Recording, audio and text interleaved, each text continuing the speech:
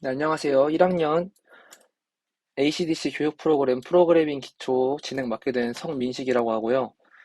일단 제대로 된 교육 시작이 앞서서 이번 주차는 오리엔테이션을 간단하게 진행해 볼 거예요. 자, 일단 1학년 분들에게 일단 저희 강의 시작하기 전에 말씀드리고 싶은 게 있는데 저희 과는 이제 진로가 되게 다양하게 갈려나가요. 뭐 전기 쪽으로 나가는 사람도 있고 반도체로 나가는 사람도 있고 또 디스플레이로 나가는 사람도 있고 뭐 인공지능 나가는 사람도 있고 아니면 뭐 소프트웨어 개발 쪽으로 나간다든지 이런 식으로 이제 되게 진로가 학년이 올라갈수록 되게 가지수가 넓어지거든요. 근데 이게 뭘 의미하냐면 사실 이제 이러면은 이제 학과에서 공부를 하게 될 때 굉장히 포괄적인 범위의 지식을 요구를 하게 돼요. 예를 들어 또 전기 쪽에서 회로를 공부하는 거랑 소프트웨어 쪽에서 코딩을 공부하는 거랑 이제 또 굉장히 다른 문제이기 때문에 그래서 이제 학습 요구량이 생각보다 되게 높을 수가 있거든요. 그래서 이게 1학년 분들이 처음 과에 오시면 되게 당황할 수가 있어요. 생각보다 이제 딱딱 정해진 커리큘럼대로 이제 학습이 진행되는 게 아니고 본인이 이제 취사 선택을 하게 되고 또 그 선택을 하기 전에는 여러 가지 과목을 이제 맛보기 형식으로 보게 되는데 그 과정에서 이제 학업 스트레스가 굉장히 커질 수가 있단 말이에요.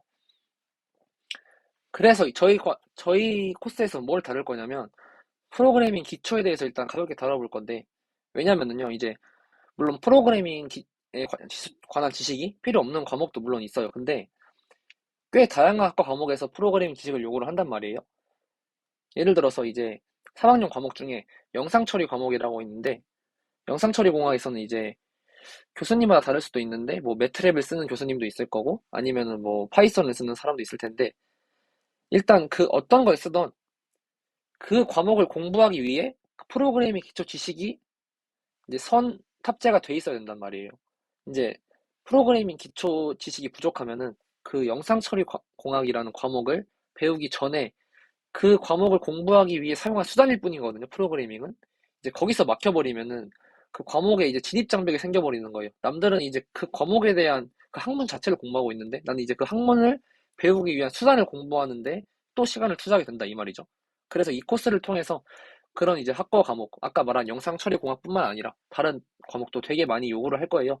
그래서 이제 그런 과목에 허들을 낮출 수가 있을 거예요. 일단 저희 코스를 가볍게 설명드리자면 지금 첫 주차 지금이죠. 지금은 이제 가볍게 코스 소개 그리고 아이디 설정 정도를 다뤄볼 건데 아이디 설정은 지금은 무슨 말인지 모르시는 분도 계실 거고 아니면 뭐 코딩에 평소에 관심이 있으신 분들은 뭐 알 수도 있을 텐데 일단 이 정도로 알아두셔도 될 것 같고 2주 차에는 변수, 입출력 함수, 반복문, 조건문에 대해 다뤄볼 거예요. 그리고 3주 차에는 연산자 그리고 2주 차에 배웠던 반복문, 조건문 등을 활용해서 좀 더 복잡한 프로그램을 구축할 수 있게 할 거고요. 4주차에는 함수를 직접 만들어 보고, 그리고 이제 배열을 이용해서 좀 더 복잡한 형태의 프로그램을 만들 수 있게 할 거다. 그리고 5주차에는 포인터에 대해 다뤄볼 건데, 이거는 해당 주차에 좀 더 자세하게 설명을 드릴게요. 근데 아까 제가 ID를 말씀드렸는데, ID가 뭐냐면요. 이제 프로그래밍 하기 전에 그 프로그래밍 할 수 있는 환경을 구축을 해야 돼요. 그래서 그 종합적인 환경을 약자로 IDE라고 부릅니다.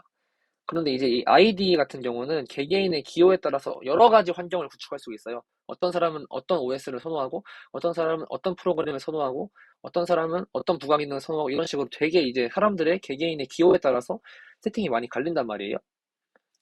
일단 기본 구성은 텍스트 에디터, 컴파일러, 디버거, 터미널 이런 식으로 구성이 되어 있어요.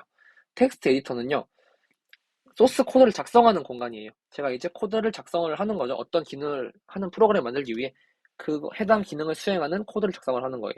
그럼 컴파일러가 그 소스 코드를 기계어로 번역을 해주는 거예요. 그래서 그 소스 코드를 컴퓨터가 이해할 수 있게 바꿔준다고 보시면 될 것 같아요.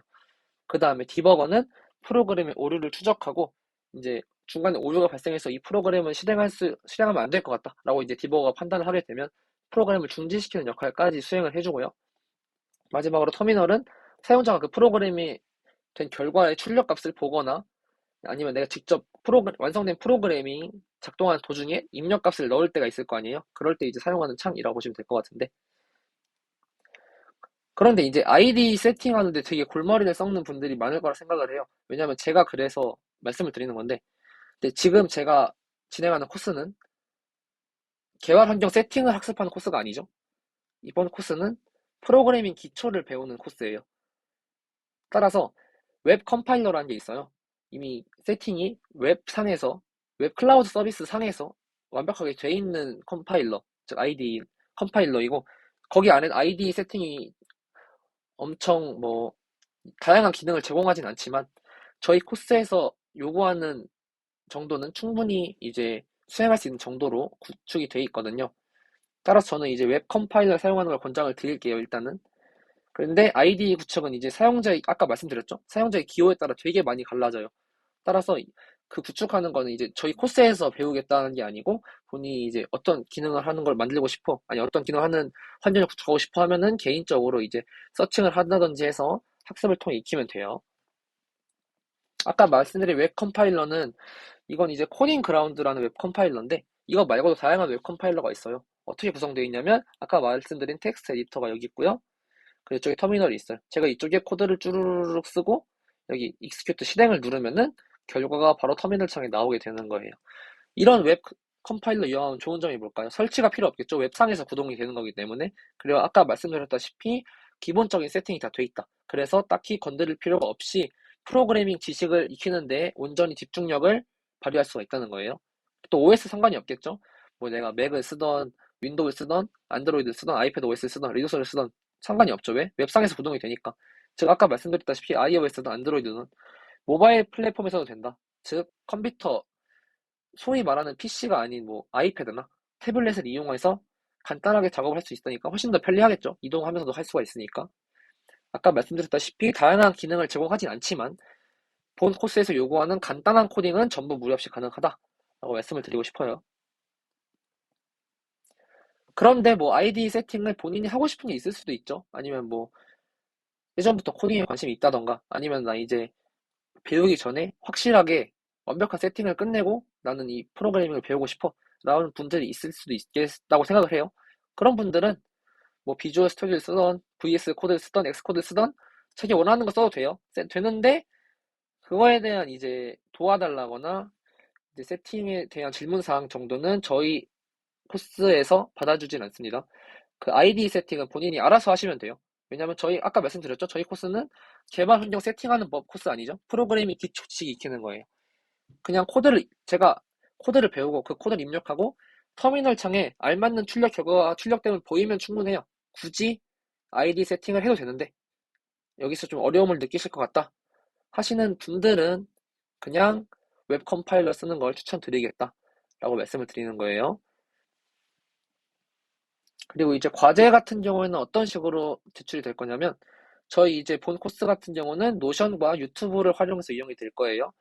노션에서 강의 페이지가 있을 거고 그 페이지 해당 페이지 안에 간단한 강의 개요 목차와 자료 그리고 이 유튜브 영상이 올라가 있습니다. 그걸 보고 본인이 과제도 거기서 확인이 가능해요.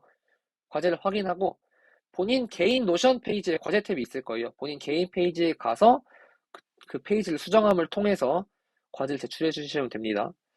저희 강의는 이제 보통 매주 금요일, 시험 기간 제외하고 매주 금요일에 올라갈 거고요.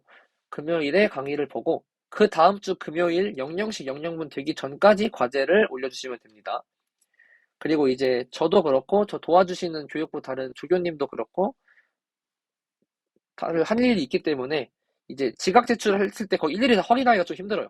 그래가지고 지각 제출은 인정을 안 할 테니까 만약에 완성이 잘 되지 않았더라도 일단 금요일 자정 전까지는 올려달라라고 말씀을 드리고 싶고요.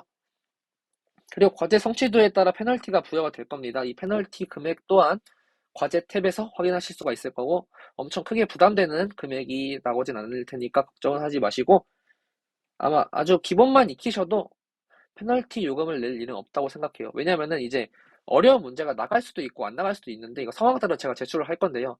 그럼 이제 좀 어려운 과제 같은 경우는 제가 페널티를 주지 않고 이 리버스 페널티를 줄 거예요.